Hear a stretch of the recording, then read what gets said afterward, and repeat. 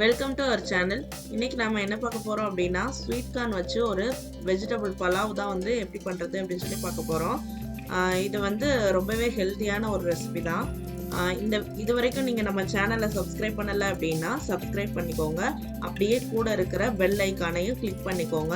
அப்போ தான் நம்ம போடுற வீடியோஸ் எல்லாமே உங்களுக்கு நோட்டிஃபிகேஷனாக உடனடியாக வரும். வாங்க இந்த ஸ்வீட் கார்ன் பலாவ் வந்து எப்படி பண்றது அப்படின்னு சொல்லி பார்க்கலாம். இதுக்கு நான் வந்துட்டு வெஜிடபிள்ஸ் எல்லாமே வந்து கட் பண்ணி வச்சுருக்கிறேன். கொஞ்சமாக கேரட்டு, கொஞ்சம் பீன்ஸு, அப்புறமா ஒரு உருளைக்கிழங்கு, அப்புறம் நம்ம வந்து அரைக்கிறதுக்கு வந்துட்டு 2 தக்காளி பழம், கொஞ்சமாக இஞ்சி பூண்டு, ஒரு பச்சை மிளகாய், இதெல்லாம் வந்து அரைக்கிறதுக்காக கட் பண்ணி வச்சுருக்கோம். ஒரு வெங்காயத்தை வந்து நான் வந்து நல்லா கட் பண்ணி வச்சுருக்கேன் நீள நீளமாக. இப்போ இதை வந்து நம்ம வந்து மசாலா வந்து அரைச்சி எடுத்துக்கலாம். இதுக்கு வந்துட்டு இஞ்சி பூண்டு, அப்புறம் நம்ம தக்காளி பழம் 2 தக்காளி பழம், அப்புறம் கொஞ்சமாக புதினா கொத்தமல்லி வந்து க்ளீன் பண்ணி வச்சுருக்கோம். அதையும் வந்து நம்ம இது கூட ஆட் பண்ணிக்கலாம். ஒரு பச்சை மிளகாவையும் இது கூடவே வந்து ஆட் பண்ணி நம்ம இதை வந்து அரைச்சி எடுத்துக்கணும்.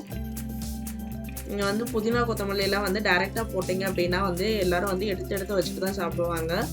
இது வந்து அரைச்சி போடும்போது வந்து அது கூடவே எல்லாமே வந்து நமக்கு மிக்ஸ் ஆகிடும்.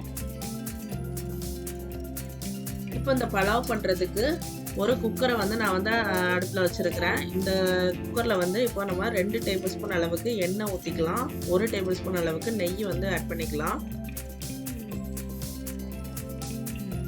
எப்போதுமே பலாவ் பண்ணும்போது கொஞ்சம் நெய் ஆட் பண்ணீங்க அப்படின்னா அந்த பலாவ் வந்து இன்னும் நல்லா டேஸ்ட்டாக இருக்கும்.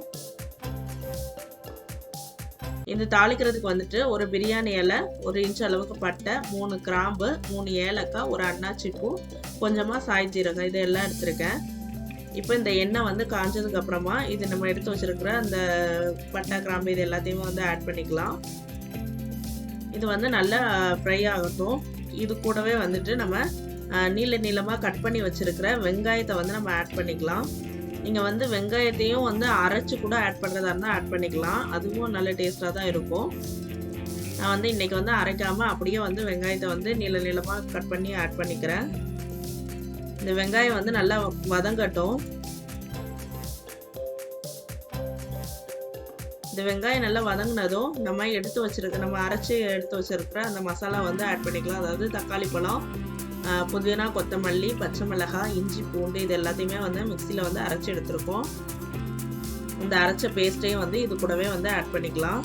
இதுக்கு வந்து வெங்காயம் வந்து ரொம்ப கருகிற அளவுக்குலாம் வதங்கக்கூடாது.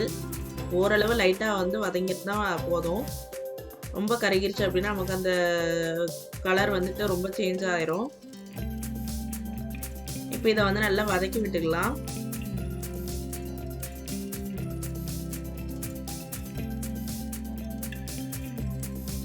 இதுக்கப்புறமா நம்ம இதில் வந்துட்டு நம்ம உப்பு வந்து ஆட் பண்ணிக்கலாம். 1.5 டீஸ்பூன் அளவுக்கு உப்பு வந்து ஆட் பண்ணிக்கிறேன். நீங்கள் வந்து உப்பு பத்தலை அப்படின்னா நெக்ஸ்ட்டு கூட ஆட் பண்ணிக்கலாம்.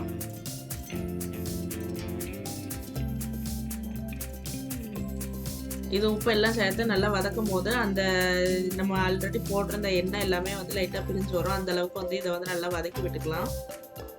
இப்போ இது கூடவே வந்து நம்ம எடுத்து வச்சிருக்கிற வெஜிடபிள்ஸ் எல்லாத்தையும் வந்து ஆட் பண்ணிக்கலாம். பீன்ஸு, கேரட்டு, பொட்டேட்டோ, அப்புறமா ஸ்வீட் கார்ன்.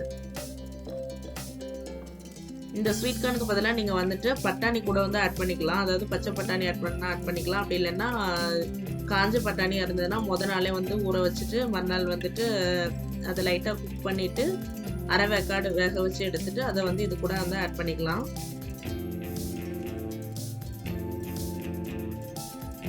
இது வந்து காலையில் ஈஸியாகவே வந்து பண்ணிடலாம். இந்த லஞ்சுக்கும் நீங்கள் இதை கொடுத்து விடலாம். காலையில் பிரேக்ஃபாஸ்ட்டு கூட இதை வந்து சாப்பிட்லாம்.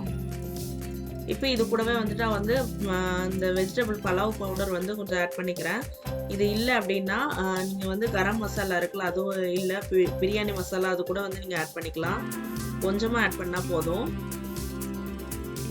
இப்போ இந்த கப்பில் 1.5 கப் அளவுக்கு வந்து நான் வந்து அரிசி எடுத்துருக்கேன். இது வந்து நார்மல் சாப்பாட்டு அரிசி தான். இதை வந்து நல்லா க்ளீன் பண்ணிவிட்டு இப்போ நம்ம அந்த வெஜிடபிள்ஸ் கூடவே வந்து இந்த அரிசியை வந்து நம்ம சேர்த்துக்கலாம். சேர்த்துட்டு ஒரு கிளறி விட்டுட்டு அப்புறமா நீங்கள் தண்ணி ஆட் பண்ணுங்கள். அப்படி ஆட் பண்ணும்போது வந்து நமக்கு அரிசி வந்துட்டு நல்ல உதிரியாக வரும் சாப்பாட்டில்.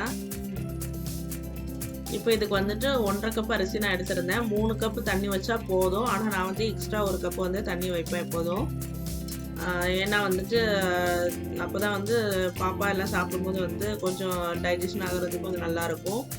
ரொம்ப விதையா இருந்தது அப்படின்னா, அவளுக்கு வந்து சாப்பிட முடியாது. வேண்டாம் அப்படின்னு சொல்லிருவா. இப்ப இந்த அளவுக்கு தண்ணி ஊத்திட்டு, இத வந்து தண்ணி வந்து நல்லா கொதிச்சு வரணும். அதுக்கப்புறமா தான் வந்து நம்ம குக்கர் விசில் வந்து போடணும். நீங்க முன்னாடியே விசில் போட்டீங்க அப்படின்னா, சாப்பாடு வந்து குழஞ்சிரும். இந்த அளவுக்கு நல்லா கொதிச்சு வரணும். இதுக்கப்புறமா நம்ம வந்து விசில் போட்டுட்டு, நீங்க ஹை ஃப்ளேம்ல வச்சிருந்தாலும் சரி, லோ ஃப்ளேம்ல வச்சிருந்தாலும் சரி, 3 விசில் விட்டுட்டு, நல்ல விசில் ப்ரெஷர் எல்லாம் போனதுக்கு அப்புறமா வந்து இத வந்து ஓப்பன் பண்ணிக்கலாம். பாருங்க நம்மளோட சாப்பாடு வந்து ரெடி ஆயிருச்சு.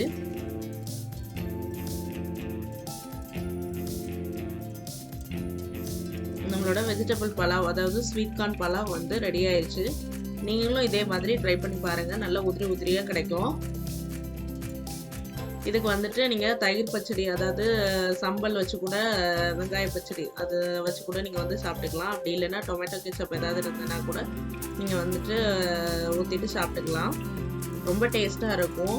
அந்த ஸ்வீட் கார்னோட ஃப்ளேவர் எல்லாமே நல்லா இருக்கும். நீங்களும் செஞ்சு பாருங்க. இந்த வீடியோ பிடிச்சிருந்ததுன்னா லைக் பண்ணுங்க, ஷேர் பண்ணுங்க. நம்ம சேனலை சப்ஸ்கிரைப் பண்ண மறந்துடாதீங்க. தேங்க்யூ.